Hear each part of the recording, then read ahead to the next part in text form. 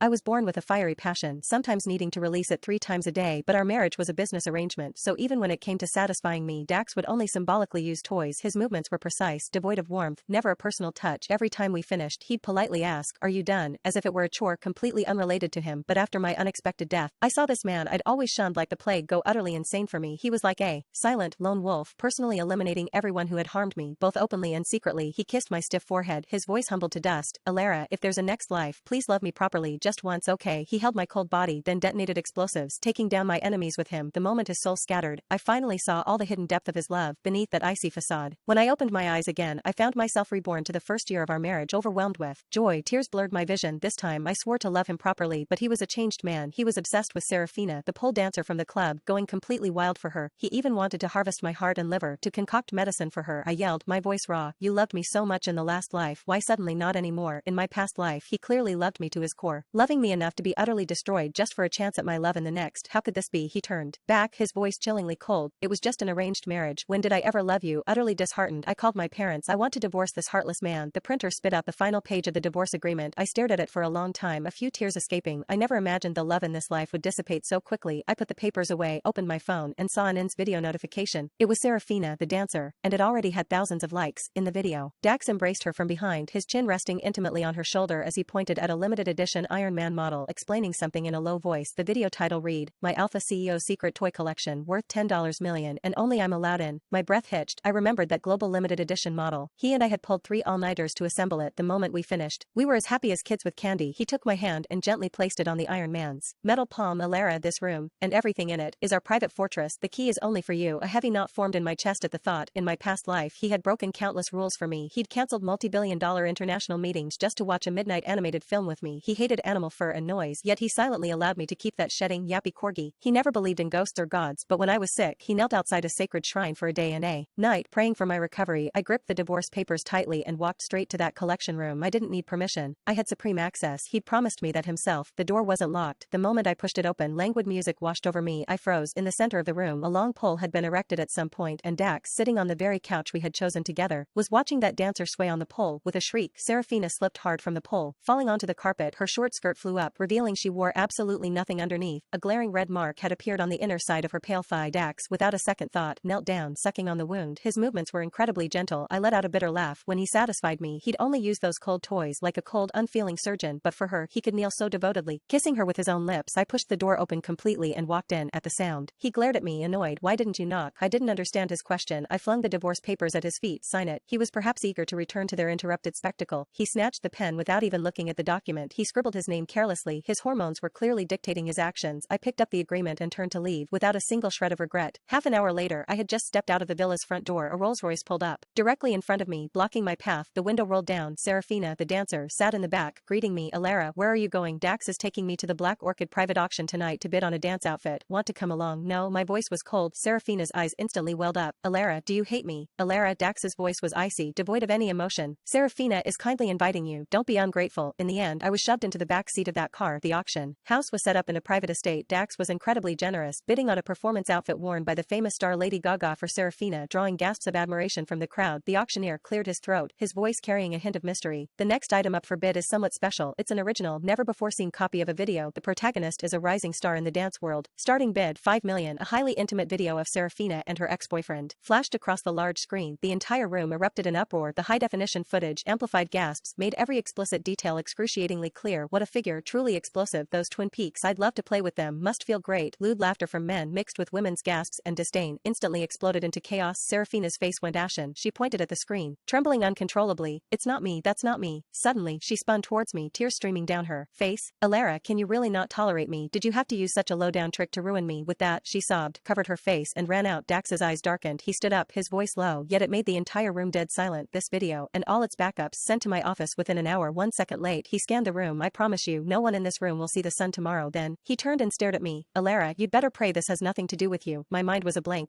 chill seeping into my bones as I returned to the villa. I stared at the ceiling. How did it come to this? I sat there numbly all night until, at dawn, the front door was kicked open with a bang. Dax stormed in, radiating cold fury, his eyes bloodshot. "Do you know Serafina tried to cut her wrists?" His voice was a raw roar. "If she hadn't been found in time, she would be dead." "How could this happen? I didn't do this." I couldn't hold back any longer and stood up from the couch. He sneered, pressing closer. "Not you. She just tried to kill herself for no reason. You must have forced her, don't push your luck. I knew I was innocent and further explanations were useless if he was determined to believe otherwise. I'm tired, Dax. I shook my head. I don't want to explain anymore. He seized my wrist, his grip making me wince in pain. You're tired, Alara. You ruined her. And now you say you're tired. My heart twisted violently, a sharp, suffocating pain gripping my chest, stealing my breath. I clutched my chest tightly. My vision began to spin. In my previous life, he knew I had a congenital heart condition and couldn't handle stress. My vision went black, and I collapsed straight down. In a haze, I felt myself fall into an embrace. He caught my falling body, his face etched with terror. I heard him scoop me up, racing out like a madman. Alara, hold on, I'm taking you to the hospital. When I woke up again, I was in the hospital. Dax's grim face was hovering close by, looking down at me. Alara, you certainly know how to pick your moments to get sick. He slowly began, seeing Serafina try to cut her wrists. You decided to use your illness to stage a bigger drama, hoping to guilt-trip me. He let out a cold laugh, leaning closer. Cut the act. Our marriage is just a contract. I don't have time for your melodramatic performances, and I certainly won't pity you. My heart felt utterly cold. Sure enough, the look of panic I'd seen on him before I passed out was just a hallucination brought on by my sudden cardiac arrest. The day I was discharged, I pushed open the door to a scene I wish I hadn't witnessed. Serafina was wearing my silk robe, curled up in Dax's arms on our matrimonial bed. When he saw me return, he pulled Serafina even tighter into his embrace and said to me, Serafina just got out of the hospital. The doctor said she has severe depressive tendencies and needs 24-hour care. All of this is your fault. At my home, at least I can ensure she won't do anything foolish again. He seemed afraid that I might act on impulse and hurt her further, but I had no strength left to argue. Whatever. Anyway, the divorce agreement was signed. Soon, this wouldn't be my home anymore. Just as I was about to speak, Serafina tugged at his sleeve, her voice weak. Dax, it's time for my medicine. She lowered her gaze, but her eyes, at the very edge, darted a defiant look at me. The doctor said to take it with 104°F warm water. It's good for recovery. Alara, could you get me a cup? Dax turned to me and snarled, didn't you hear her? Go pour it. I walked towards the bar counter in the living room, which was covered in Dax's various business trophies. Is the water not ready yet? Serafina's voice came from behind me. I ignored her. Suddenly, she ran over and violently smashed one of the crystal trophies onto the floor. After a sharp, shattering sound, she lunged, grabbing my hand and violently pressing it against the razor-sharp crystal base. I shrieked. Excruciating pain shot through my entire body like an electric current, and blood instantly gushed out. When I pulled my hand away, my